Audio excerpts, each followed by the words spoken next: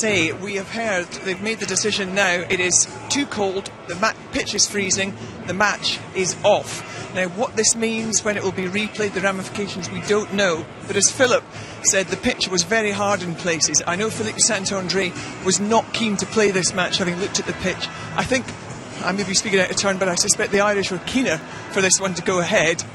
However, the match is definitely off. Yeah, there's probably no surprise when you look, as I was saying, around the touchline areas. They are not playable. If the match had gone ahead and the pitch had firmed up like those off-field areas, there would have been injuries. There's no question about it. It just doesn't take a stud at all. So I can only assume that they were thinking that as the game would have gone on, that the playing surface would have hardened up. So I know, certainly that was the word I had from Philippe Saint-André. It's interesting that both teams were continuing to warm up as though the game was going to go ahead. Obviously that's all they could do, but I saw Ronan O'Gara now just running off and was able to say, look, this game is not going to be played. I mean, I just don't know how they're going to tell this stadium full of people that have braved the cold to come here. Well, that is true, but to be honest, player safety has to be paramount. That pitch, as I said, the off-outside areas are not playable at all. There's no way that pitch would have been playable. There would have been potentially a serious injury, so it probably is the right decision, difficult and all as it is to do at this late stage. Well, certainly the decision hasn't been taken lightly. A lot of debate went into this one, but that's it, it's off. Well, 80,000 people here in the Stade de France. Some of them are just taking their seats behind us. They haven't been told yet, and there'll be obviously huge disappointment. There's a gaggle of Irish people who, well, I suppose there are one or two things, apart from rugby, that you can do in Paris on a Saturday night.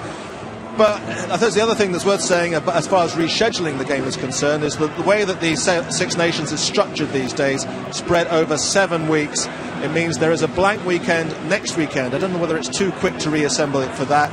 And there's a match next week, Stade Francais against Toulon here, Johnny Wilkinson et al. That's a big match here, which I think probably surged. They probably sold that out, haven't they? 80,000 people. Yeah. So then it's the week after that. There are a scheduled a trio of matches. So the week after that, which is March the 3rd, I think, that looks like the blank weekend, which may well have to be the one when this game is rescheduled for. What do you think Jill was inferring by saying that she felt that Ireland were keener to get the game called off than the French? Well, I don't know whether we're used to this sort of cold weather, to be honest. No. We're normally used to wet and windy and desperate weather, and we'd like that. But, I don't know. And I looking at the faces of the people, the players are all ready to play because they're doing their job. They know they have to go out onto the field. They have to do exactly what they have to do.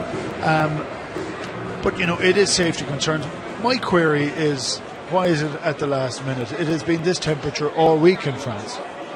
The first Six Nations game to be postponed, or the first championship game to be postponed for 25 years, and I think the one before that was in 1952. So in fact it's once every quarter of a century, actually, give or take. So if you've got tickets for a game in 2038, you might be unlucky. I mean, from the point of view of disrupting the Six Nations flow of things, does this have any bearing on actually how the championship might pan out, do you think?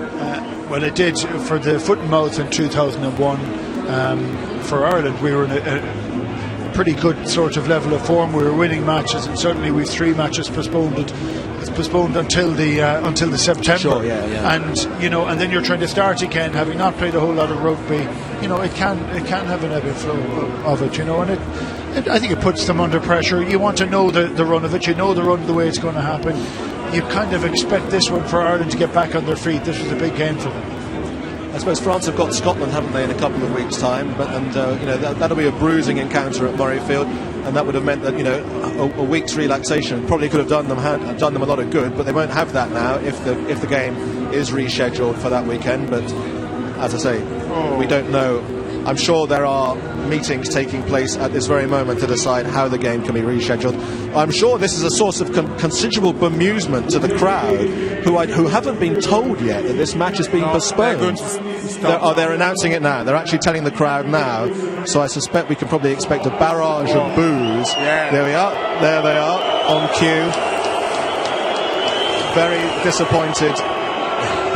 He's particularly unhappy, that gentleman there. But come a long way and spent a lot of money, and I suppose the point that Keith makes is very valid, that yesterday surely the pitch can't have been. At this time last night, surely the pitch must have been in a very, very similar situation to what it is now. It's also a query, really, in a pretty modern stadium, why there isn't undersoil heating, to be honest.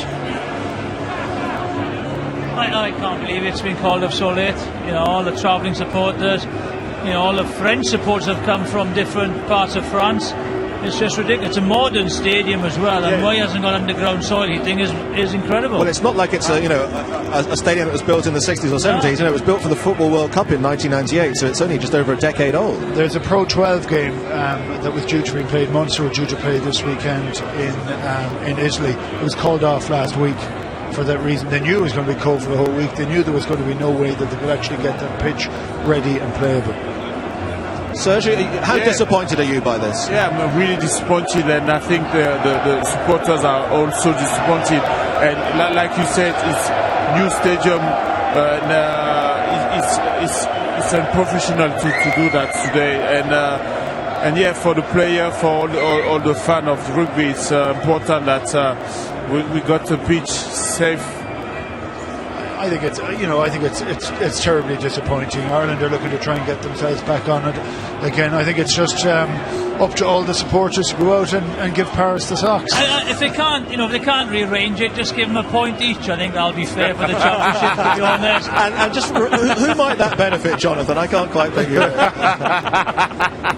Well, the game went ahead in Italy, obviously, today in far from ideal conditions, but it did mean that England managed to win by 19 points to 15, so they are top of the Six Nations table. As we look at it one more time, there we are. 19-15 was the final score at the Stadio Olimpico, and it did look fantastic actually to see 70-odd thousand people at the home of Italian football today. It did take the Six Nations on to another level. We do hope I'm to hear from Declan Kidney, the Ireland coach, in just a second or two. But there's confirmation anyway. And then we can safely say the game at the bottom there, Wales against Scotland, BBC One, 2:30 tomorrow, barring a plague of locusts, will go ahead because the Millennium Stadium has a roof. You see, that's a modern stadium for you. Yeah, he's just weird. I'll be there. I could have stayed there last night, to be honest. I think we can go down to Jill Douglas. Disappointed, obviously the game's not going ahead. What was the final decision? But just the pitch was unsafe for the players to play on, and the protocol is that the referee has to make the decision, which is very tough on one person. But I think in fairness to him, he's made the right one. It was quite dangerous down that corner. It was the particular corner you were taking a really close look at. What was your own personal views on this one? Look, when you get ready for a game, you're sort of, once you get in the bus and you leave the hotel, the players are already pumped up for it. You know the work that has been put into it, everything that tells you what you want to play, your heart you want to play, but your head sometimes has to rule it. And but the job for us is, because of the way the protocol is we can't do anything other than fully prepare for the game. So, lads are fairly pumped up now inside, ready for a game, but it's going to be a new experience for some of them to try and settle down and get rid of all the energy that's in them. You better not let them loose in Paris tonight. Tell me, have you had any indication of what will happen now? Will the game be rearranged, or what's going to happen? Yeah, I believe the game will be rearranged. Whether it's put on for next week, which will be a real tight ask, or whether it'll be put in the other week, which will obviously give both sides 4 on the trot, I'm not sure, but that'll be up for the Six Nations to decide. And when do you think that decision will be made? I know that they were on the phone already outside. I'm sure they're working on it as it is, as we speak. So I wouldn't like to put any guess. Like, we're Saturday night now, probably you would imagine sometime Monday. Okay, well, thank you very much. What's been the reaction, just quickly, of the guys in the dressing room? You're joking me.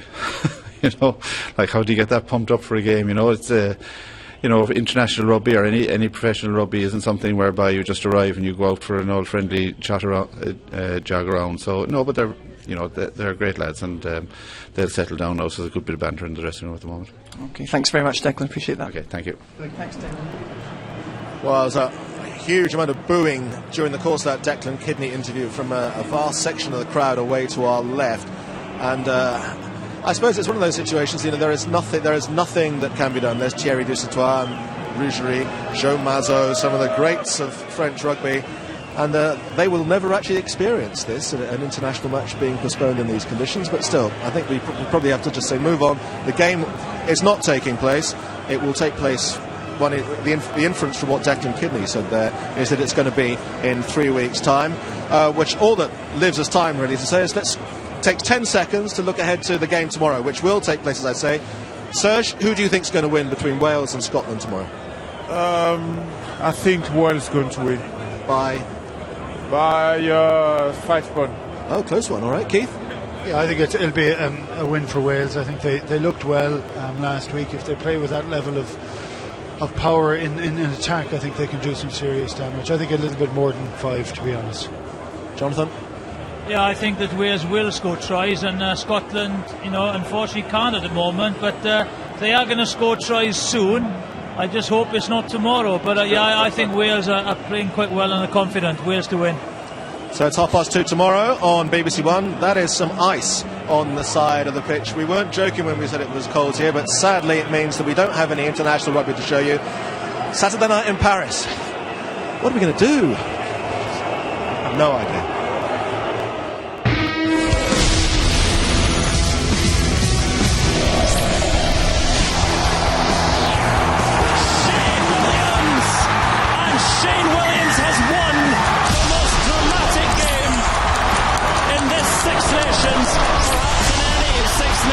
What a game! I cannot believe it! It is absolutely incredible!